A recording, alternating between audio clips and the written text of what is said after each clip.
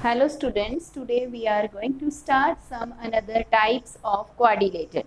तो आपने पिछली वीडियो में जो क्वाड्रिलेटरल की टाइप्स के बारे में सीखा था उनमें हमारे पास सबसे पहले थी ट्रेपीजियम और उसके बाद स्क्वायर। आपने ही दो ही टाइप्स के बारे में सीखा था, first trapezium and second is square. तो अब हम इससे नेक्स्ट जो क्वाड्रिलेटरल की टाइप्स हैं उनके बारे में डिस्कस करेंगे। Next is rectangle. तो रेक्टेंगल के लिए क्या है, हम रेक्टेंगल की शेप को ड्रॉ कर लेते हैं। तो रेक्टेंगल की क्या है कि ऑपोजिट साइड्स जो हैं वो इक्वल हैं। तो this side equal to this and this side equal to this. Opposite sides of the rectangle are equal. इसमें ऑपोजिट साइड्स इक्वल हैं, ऑपोजिट साइड्स आर इक्वल। और क्या है, इसमें जो डायगनल्स हैं रेक्टेंगल के डायगनल्स इक्वल भी होते हैं और बाइसेक्ट भी करते हैं। इन सभी प्रॉपर्टीज का यूज, इन सभी टाइप्स का यूज एक्सरसाइज के क्वेश्चंस में होगा। First second is diagonals are equal, diagonals are equal and bisect each other. अगर यदि आपको रेक्टेंगल की एक साइड की लेंथ दे दी है तो इसका मतलब उसके सामने वाली जो साइड है उसकी लेंथ भी सेम होगी। अगर यदि रेक्टेंगल की ब्रेथ गिवन है दिस साइड तो इसके सामने वाली साइड भी क्या होगी, सेम ही होगी। और डायगनल्स इक्वल है, अगर यदि एक डायगनल 6 सेंटीमीटर का है तो दूसरा डायगनल भी क्या होगा, 6 सेंटीमीटर का। और हर एक एंगल क्या है इसका, 90 डिग्री का है। तो ईच एंगल इज 90 डिग्री। ये हमारे पास रेक्टेंगल के लिए हमने लिखा। रेक्टेंगल के पॉइंट्स कौन कौन से यूज होंगे जो हम क्वाड्रिलेटरल की टाइप्स में लेते हैं। नेक्स्ट हम लेते हैं parallelogram. Third one is parallelogram. जैसा कि नाम से ही क्लियर है, पैरेललोग्राम क्या है, जिसकी ऑपोजिट साइड्स पैरेलल हो। तो हमने क्या किया, एक शेप ड्रॉ कर ली। इसके जो ऑपोजिट साइड्स हैं वो opposite sides are parallel and equal, और जो ऑपोजिट एंगल्स हैं वो भी क्या है, इक्वल। दिस एंगल, ये एंगल है तो इसके सामने आपने देखना है डायगनली देखना है ऑपोजिट। ये एंगल इस एंगल के इक्वल होगा और this angle equal to this angle. तो हमारे पास क्या आया पैरेललोग्राम के लिए, first is opposite sides are parallel and equal. Opposite sides जो हैं, opposite sides are parallel and equal, ये पैरेलल का सिंबल है। Next opposite angles are equal, opposite angles are equal. अगर यदि ये एंगल 70 डिग्री का है तो ये एंगल भी क्या होगा, 70 डिग्री का। इसी तरीके से अगर यदि ये एंगल 110 डिग्री का है तो ये भी क्या होगा, 110 डिग्री का ही होगा। इसके बाद हमारे पास आता है कि इसके जो डायगनल्स हैं वो बाइसेक्ट करते हैं। Diagonals bisect each other. Diagonals bisect करेंगे एक दूसरे को। इट मीन्स अगर यदि ये डायगनल्स हैं, ये फर्स्ट डायगनल, ये सेकंड डायगनल, इस पॉइंट के ऊपर ये क्रॉस कर रहे हैं, तो जितना ये पार्ट होगा उतना ही ये पार्ट, जितना ये पार्ट है उतना ही ये पार्ट होगा। इसका मीनिंग है कि डायगनल्स बाइसेक्ट कर रहे हैं। नेक्स्ट हमारे पास आती है पैरेललोग्राम के बाद हमारे पास रोम्बस। रोम्बस भी क्या है हमारे पास, ये क्वाड्रिलेटरल ही है। रोम्बस क्योंकि इसकी भी 4 साइड्स हैं। तो रोम्बस के लिए क्या है कि हमारे पास रोम्बस की 4 साइड्स इक्वल होती है। All the sides are equal. It means this this this this, all sides are equal. और diagonals are not equal but bisect each other. All sides are equal, सभी साइड्स इक्वल। दूसरा आपके पास क्या बन गया, diagonals bisect each other at right angle. अब देखिए इसका मीनिंग क्या है कि जो डायगनल्स हैं वो एक दूसरे को बाइसेक्ट करते हैं। ये डायगनल है और ये डायगनल है, तो ये वाला डायगनल जितना ये पार्ट है उतना ही ये पार्ट होगा, जितना ये पार्ट है उतना ही ये वाला पार्ट होगा। तो डायगनल्स बाइसेक्ट करेंगे और कहाँ पे, 90 डिग्री पे। यहाँ पे जो एंगल्स बनेंगे वो क्या होंगे, 90 डिग्री के होंगे। रोम्बस के बाद हमारे पास इसकी टाइप आती है काइट।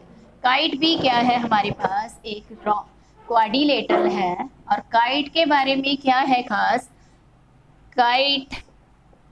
काइट आप उड़ाते भी हो। अभी आपने सावन के महीने में खूब सारी पतंग भी उड़ाई हैं, तो पतंग की शेप को आपने देखा होगा कि ये आपके पास पतंग है, ठीक है।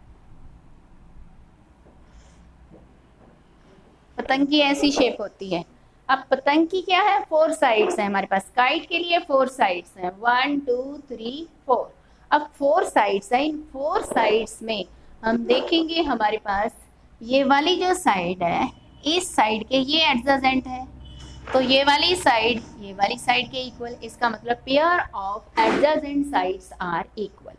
ये वाला जो पेयर है इसके इक्वल, और ये वाली जो साइड है इस साइड के क्या होगी, इक्वल। ओके, तो इसके डायगनल्स क्या हैं, डायगनल्स भी क्या होते हैं, बाइसेक्ट करते हैं। बाइसेक्ट नहीं करते बट परपेंडिकुलर होते हैं।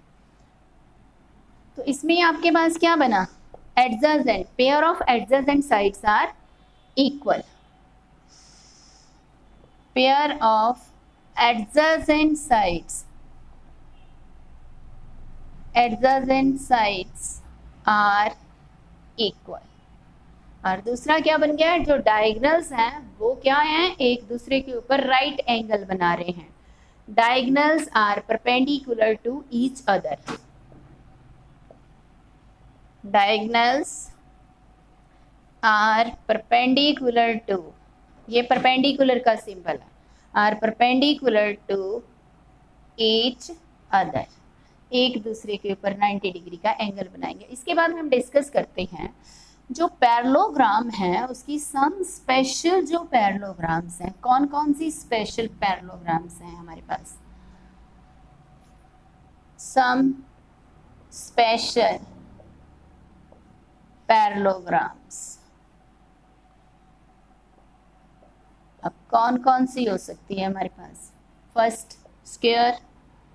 स्क्वायर भी क्या है, एक पैरेललोग्राम है जिसकी opposite side means all the sides are equal and diagonals bisect each other at 90 degree. और हमारे पास क्या होगा, इसमें डायगनल्स इक्वल भी हैं और ईच एंगल इज 90 डिग्री। जो आपने क्वाड्रिलेटरल में उसकी टाइप्स में स्क्वायर की प्रॉपर्टीज लिखी थी, वही आपके पास पैरेललोग्राम के अंदर स्क्वायर की प्रॉपर्टीज को आप डिस्कस करोगे। उसके बाद आती है हमारे पास रेक्टेंगल। रेक्टेंगल भी क्या है हमारे पास, पैरेललोग्राम है। क्यों है कि अगर यदि किसी भी पैरेललोग्राम की आप इसकी ऑपोजिट साइड्स, पैरेललोग्राम में भी हमारे पास ऑपोजिट साइड्स इक्वल है, रेक्टेंगल में भी क्या है, इक्वल है। तो डायगनल्स इसमें क्या है, रेक्टेंगल के डायगनल्स इक्वल हैं बट पैरेललोग्राम के डायगनल्स इक्वल नहीं है। इसका मतलब जो रेक्टेंगल है वो भी क्या है, एक स्पेशल टाइप है पैरेललोग्राम की, जिसमें all angles 90 degree, opposite sides are equal and diagonals bisect each other. उसके बाद हमारे पास एक और टाइप आती है इसी में ही, रोम्बस। रोम्बस भी क्या है, एक स्पेशल पैरेललोग्राम की ही टाइप है। तो रोम्बस में क्या है हमारे पास, ऑल 4 साइड्स आर इक्वल, जो आपने पीछे डिस्कस की हैं अभी ही। All 4 sides are equal and diagonals are not equal but bisect each other at 90 degree, और you can say that diagonals bisect each other at right angle. तो ये हमारे पास पैरेललोग्राम की टाइप्स हैं। इन टाइप्स का और क्वाड्रिलेटरल की जो टाइप्स हैं उनका यूज़ करके आप क्वेश्चंस को सॉल्व कर सकते हैं। तो अब हम एक दो क्वेश्चंस करेंगे जो आपके 3.1 या 3.2 में मेनली आपको प्रॉब्लम उनके बारे में फेस करनी पड़ी। तो लाइए अभी हम इन क्वेश्चंस को स्टार्ट करते हैं।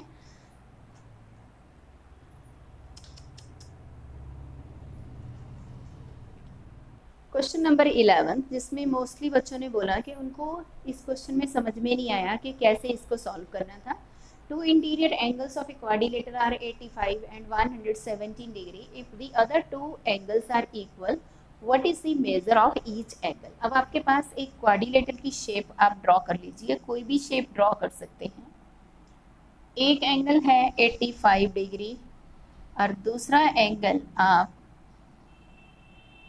117 डिग्री, और जो बाकी के अदर टू एंगल्स हैं वो है इक्वल। अगर यदि ये एंगल आप x ले रहे हो तो ये भी क्या बन गया, x बन गया।